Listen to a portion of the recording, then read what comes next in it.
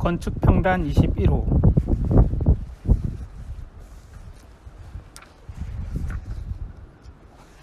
영 아키텍처 크리틱 김재경 건축가, 한양대학교 건축학부 교수이자 김재경 건축연구소의 소장. 여기 보이는 세 그루 집에 대해서 건축평단 선생님들의 답사가 있었는데, 앞쪽에 보면 김재경 교수의 이 세 그루 집 관련된 본인의 설명의 글과 사진들이, 답사 사진들이 실려 있습니다. 이게 다 CNC로 가공된 그 프리패브리케이션 된 부재들을 현장에서 제조하는 그런 방식으로 만들어진 독특한 건물이죠. 이 기둥 자체가 3개의 그루로 되어 있고, 이 벽체가 자유롭게 있고, 지붕은 이 세 그루에 프리패브리케이션 되어 있는 CNC 커팅된 것 같아요. CNC 커팅된 이 나무 판넬의 조합으로 구조를 만든 겁니다. 여러 명의 건축 비평 선생님들이 답사를 했고, 그 중에서 같이 함께 하시는 문한솔 선생님께서 쓴 글이 좋다는 얘기를 듣고 제가 한번 읽겠습니다. 저도 처음 읽습니다. 전통, 그 비워진 중심. 이게 전통적인 거죠. 이게 지금 공포라고 하는 소재로 김재경 교수가 설명을 하고 있어요. 전통적인 건축의 결구 방식인 공포라고 하는 것. 그게 이제 주요 주제일 것 같아요. 전통. 친구를 보면 그 사람을 알 수 있다는 말이 있다. 한 사람은 그와 관계 맺고 있는 타자를 통해 드러낸다는 의미다. 나의 인식 또한 마찬가지다. 타자와의 만남을 통해서만 내 인식의 한계를 느낄 수 있다. 인식의 지평은 알 수 없는 타자의 심연으로 나를 내던진 만큼, 치열하게 통과한 만큼 확장된다. 여기서 소환해 볼 수 있는 것은 비평이다. 비평은 타인의 작업을 감상하고 분석하고 평가하는 작업으로 한정되지 않는다. 오히려 타자의 작업을 매개 삼아 건축에 대한 기존의 관념을 흔들고 그 지평을 넓혀가기 위한 장이 되어야 한다. 타자는 지옥이다 라는 사르트르의 말은 이미 진부한 사계의 말이 되었다. 알 수 없는 타자의 세계가 이상해 보이는 것은 당연하다. 한쪽으로 기울어져 있는 나의 눈을 그의 관점과 비교, 대조해보고 세로의 균형을 잡기까지는 시간이 필요하다.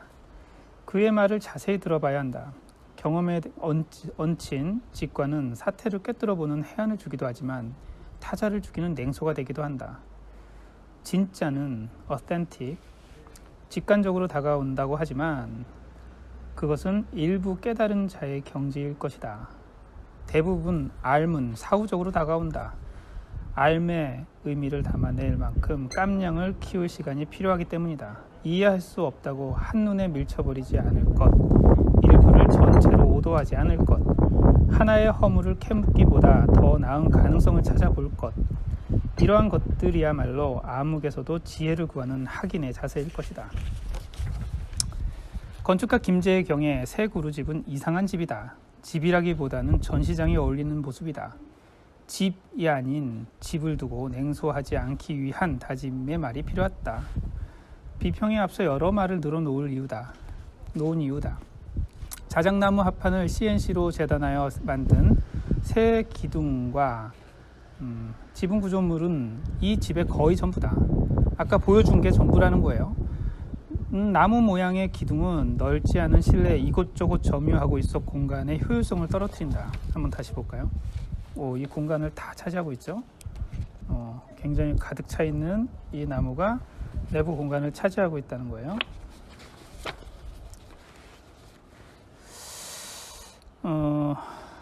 효율성을 떨어뜨린다. 주방이나 화장실 등 부속 공간은 건물 전면에 몰려 있고 폭도 좁아서 제 기능을 다하기 어려워 보인다. 더 큰 문제는 2층 침실 공간이다.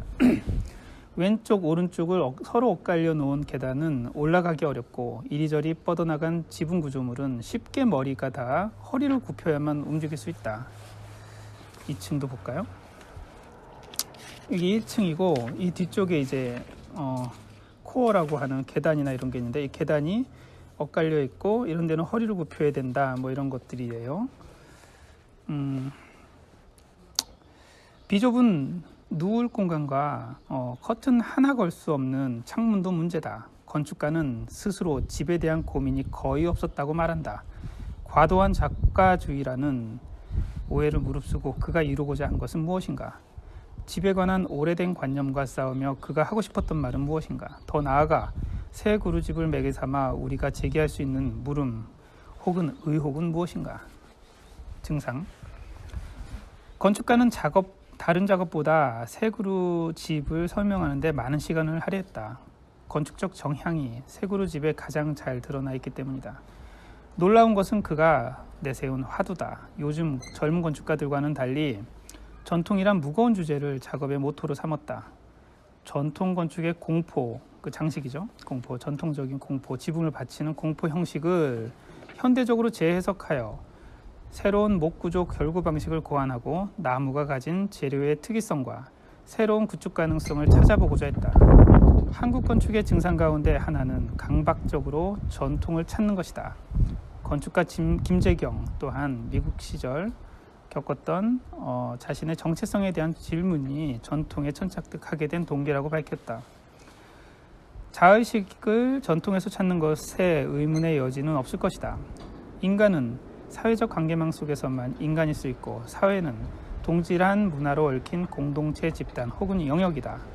전통은 이러한 문화의 핵심이기에 인간이 자기 정체성을 전통에서 찾는 것은 일견 당연해 보인다. 하지만 전통을 맹신하는 자세 또한 경계해야 한다.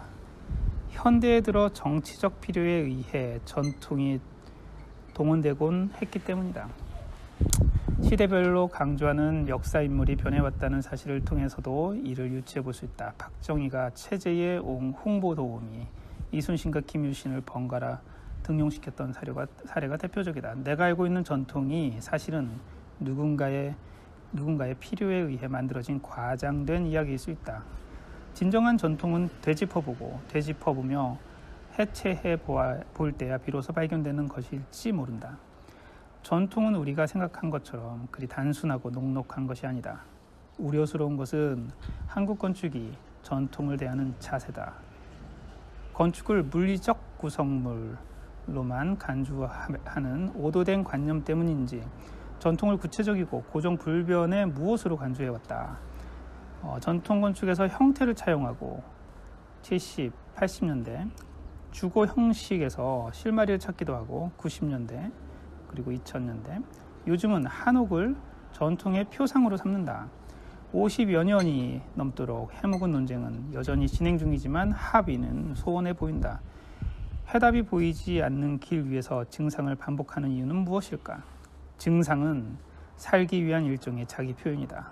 증상을 포기하고 죽을 것인가 아니면 증상을 반복하며 삶을 연명할 것인가. 환자는 대리만족을 통해 어떤 식으로든 만족감을 주는 증상을 스스로 멈추지 않는다. 반복된 증상이 주는 만족감의 정체성은 무엇이며 그 만족감 속에 은폐된 무의식은 무엇인가? 전통건축.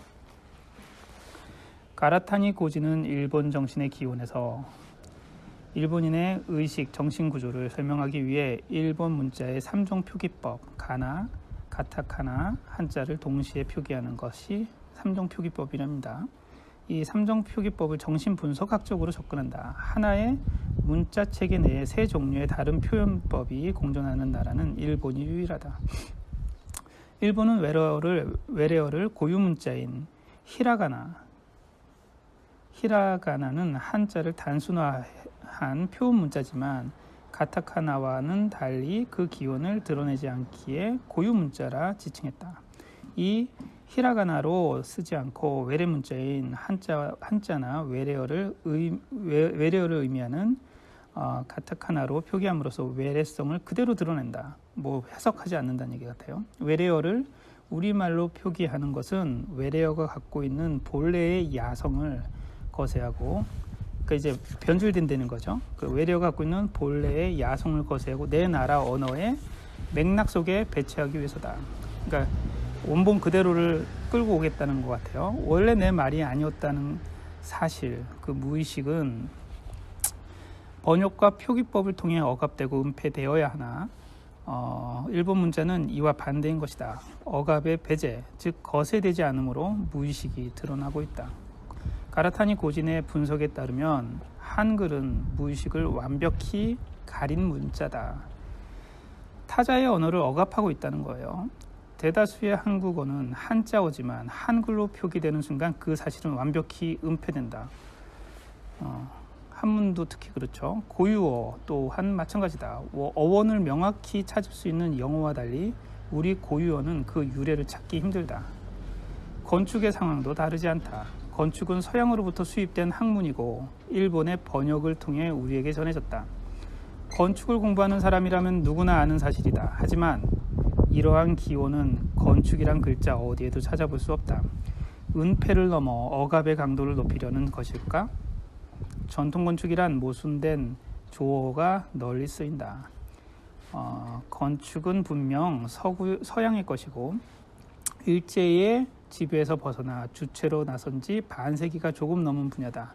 전통이란 수식어와는 어울리지 않는다.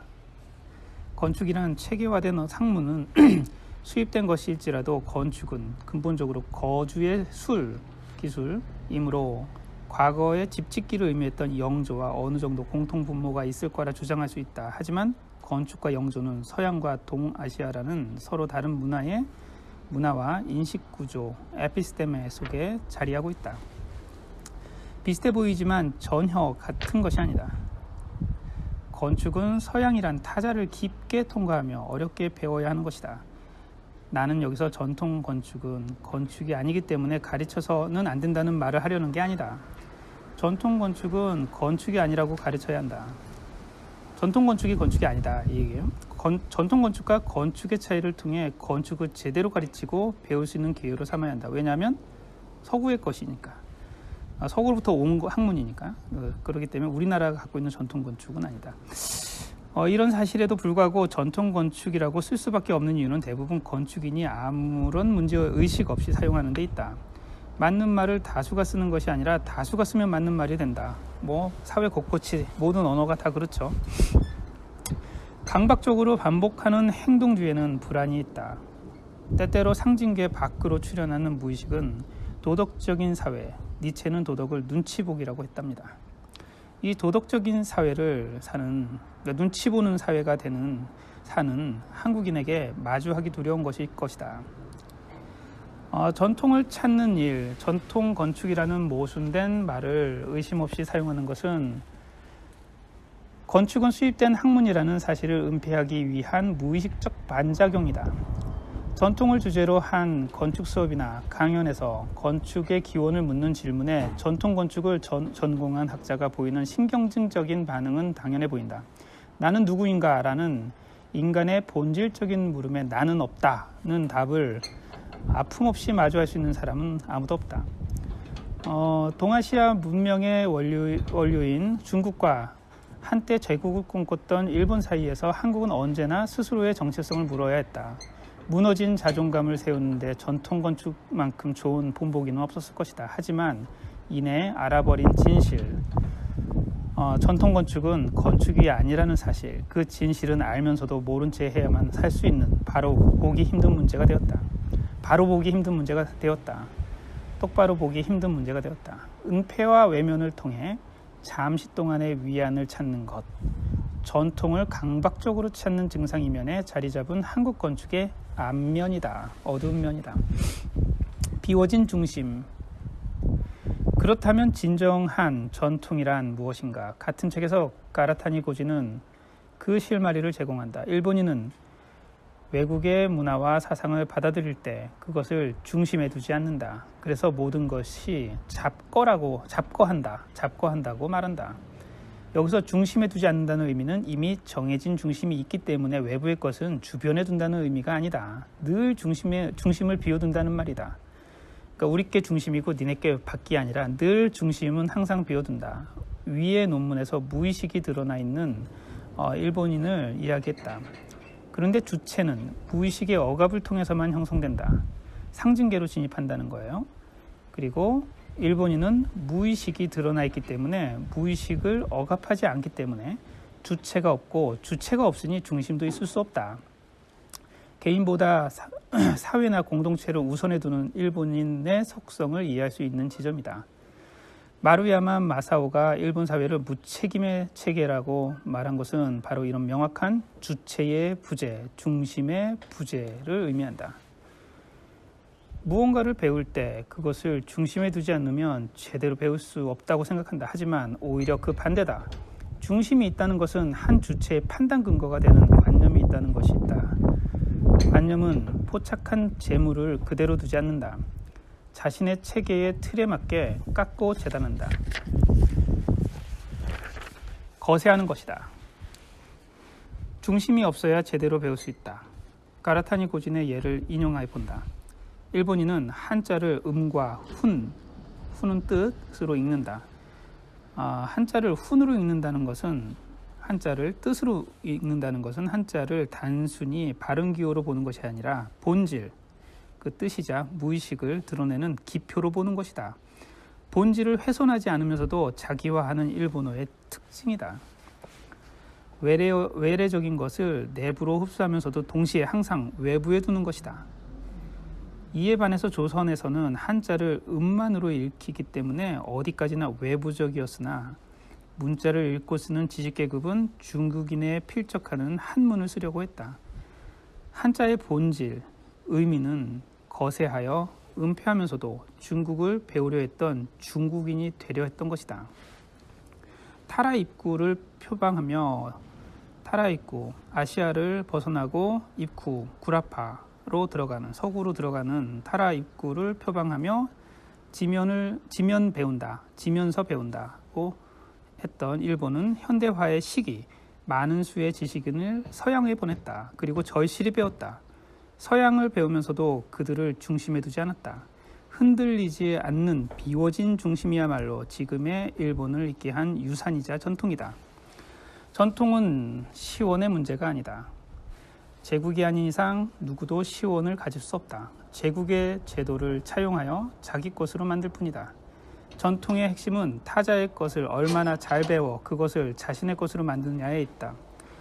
일본이 장인의 나라인 이유다. 건축에도 비워진 중심을 작업의 주제로 삼았던 건축가가 있다. 우리에게 미답의 건축가로 남아있는 존 헤이덕이다. 그는 자신을 미국인이라 소개하지만 건축의 고향은 유럽이라 말한다. 이는 건축의 본류는 유럽이라는 진부한 자기소개의 말을 하려는 것이 아니다. 헤이덕은 유럽의 건축을 머리가 아닌 몸으로 통과했다.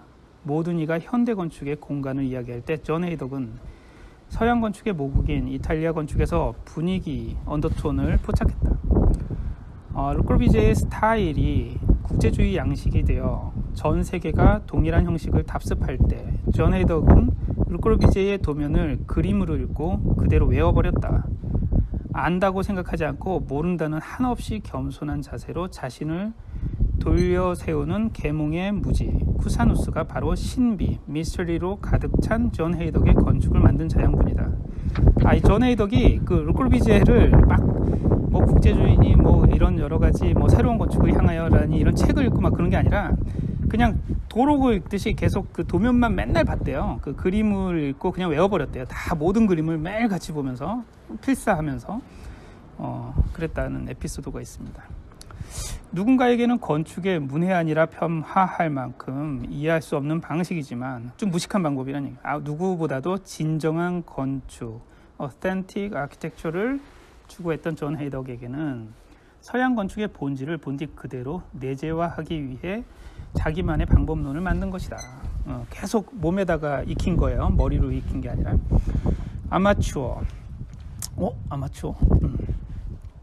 건축가 김재경은 새 그룹 집 발표에 앞서 몇 년에 걸친 동아시아 전통 건축 답사와 공포 형식에 대한 연구 결과물을 보여주었다.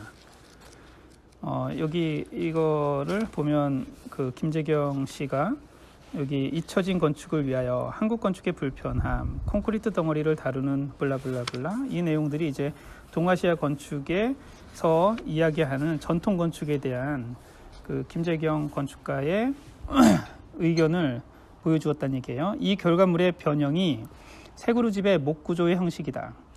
하지만 이 집을 보고 전통 건축을 떠올리는 사람은 많지 않을 것이다. 전통 건축에서 공포는 밖으로 뻗어나온 처마를 지지하기 위한 실내 구조물인데 세그루 집은 이를 실내로 수용하기 때문이다. 이런 분석은 일반적이고 당연해 보이지만 전통 건축을 고정된 형식으로 판단하는 사고방식으로부터 자유롭지 못함을 보여주는 반증이기도 하다. 형식으로만 환원하는 동일한 차원으로만 이동하려는 사고 또한 문제다. 존 헤이덕은 건축은 추상에서 시작해서 구상으로 끝난다고 말한다. 서로 다른 두 차원인 추상과 구상은 메비우스 띠처럼 하나의 작업 안에 녹아들어야 한다. 추상에서 구상으로, 다시 구상에서 추상으로 반복된 이동을 가능하게 하는 것이 진정한 건축이다. 건축가는 전통 건축에 대한 지난한 연구와 변형 과정을 보여주며 김재경은 아이러니하게도 이제는 전통 건축과 이별해야 했다라고 말한다. 한 분야를 철저히 통과한 전문가만이 할 수 있는 말이다. 공동탑은 무너지지 않는다고 하지만 피땀 흘려 탑을 쌓아본 사람은 스스로 허물줄도 안다. 쌓는 과정을 통해 가능성 이면의 한계가 보이고 또 다른 지평이 열리기 때문이다. 건축가 김재경이 관념 속 전통 건축이 아닌 진짜 전통 건축을 찾아가는 시점은 바로 이때부터다. 자신이 조용한 스타일에 붙박여 그 스타일이 오히려 자신을 옥죄고 고립시키는 형국이 되어가는 사례는 많다. 대부분의 전문가는 자신의 스타일과 범주 안에 머문다. 그것이 자신의 유일한 문이라고 생각하기 때문이다. 전문가라고 하는 거예요. 유일한 문이라고 생각하기 때문이다. 하지만 진짜 전문가는 자신을 한계 짓는 범주를 허물고 더 넓은 세계로 외연 확장을 시도한다. 관계없어 보이는 분야와의 이종 결합도 개의치 않는다. 프리츠커상을 받은 중국의 왕슈는 이런 진짜 건축가다. 누구보다도 성공한 전문가이자 건축가인 왕슈의 사무소 이름은 의아하게도 아마추어 건축 작업실, 아마추어 아키텍처 스튜디오다. 그렇군요. 그가 스스로 아마추어라고 부르는 이유는 현대 테크놀로지의 세례 속에서 전문화되어 영혼이 사라진 건축에 저항하고 지역, 버나큘러 아키텍처의 전통과 장인들로부터 배우려 하는 데 있다. 현대 기술의 발전은 건축가를 여러 가지 책무로부터 자유롭게 해주었다. 건축가의 영역이 세분화되면서 빠르게 변해가는 시대의 요구에 세밀하고 합리적으로 대응할 수 있게 되었다. 하지만 찬란한 이면에는 앞면이 있기 마련이다. 세분화되고 전문화된 영역 구분은 건축을 기술과 공학으로 여기는 세태를 낳고 있다. 통합적 조감력, 김영민 씨의 통합적 조감력으로 건축을 보지 못하고 근시안적 전망만으로 도면 그리는 원숭이가 되어가고 있다. 캐드로 막 그냥 반복하고 한다는 얘기 같아요. 건축은 무엇보다도 체계를 쌓아가는 일이다. 건축가 왕슈는 모두가 첨단의 도시를 동경할 때 그가 몸담은 지역의 컨텍스트로 눈을 돌렸다. 현대의 도시화는 모든 것을 평평하게 균질화했지만 도시 밖 교외에는 여전히 능동적으로 환경과 조응하며 사는 사람들이 있다. 야성을 잃지 않고 지역의 역사 속에서 면면이 전해오는 토착민의 생활 양식과 장인의 솜씨는 독특한 왕슈 건축의 원천이다. 토착성과 장인이라는 무체계적인 체계를 동력 삼은 그의 스타일은 끊임없이 변화하고 진화하는 생명체와 같다. 마지막 챕터 같아요. 새로운 가능성. 전통 건축의 특징 가운데 하나는 트러스가 없다는 것이다. 직선 부재와 그 사이를 가로지르는 사선 부재를 핀접함으로 결합시킨 트러스 구조는 동아시아 전통 건축에서는 찾아볼 수 없다. 전통 건축의 목구조 결구 방식은 짜맞추는 것, 가구식이기는 하나 트러스의 강한 결합 방식과 비교해 볼 때 쌓아 올리는 것에 그저 가깝다. 트러스는 이제 스틸 구조라고 보면 돼요. 굉장히 강한 부재들을 이게 얼개설계 짠 거에 대한 구조를 강화한 내용들인데 특히 공포가 그러한데 주두, 첨차, 소로로 이어지는 공포는 목재의 두께만큼 엇갈려 쌓아놓은 것이다. 외부적으로 화려함을 더하고자 하는 의도에 부합할 수는 있으나 처마 길이를 확장하고자 하는 본디 목적에는 지나치게 크고 무겁다. 새 그루집은 공포의 전통 결구 방식을 따르면서도 기본 부재의 변형, 첨차와 살미를 엇갈려 쌓는 방식에서 삼각형 단위 부재로의 변형을 통해 합리적이면서도 가볍고 강한 결구 방식을 고안해냈다. 형식의 재현이 아닌 형식의 재발견인 것이다. 서양 건축의 역사는 석조 건축의 역사다. 철제가 사용되기 시작한 것은 현대다. 이에 반해 동아시아 건축은 현대 이전까지 목조 건축을 주로 했다. 석재나 철제와 비교해 볼 때 목재는 구조적 성능이 떨어지고 화재에 의한 소실이 위험하죠. 물에 의한 변형 또한 취약합니다. 그럼에도 오랜 시간 동아시아의 대표적인 건축 재료로 사용된 것은 탁월한 현장 시공성과 가공성 때문일 것이다.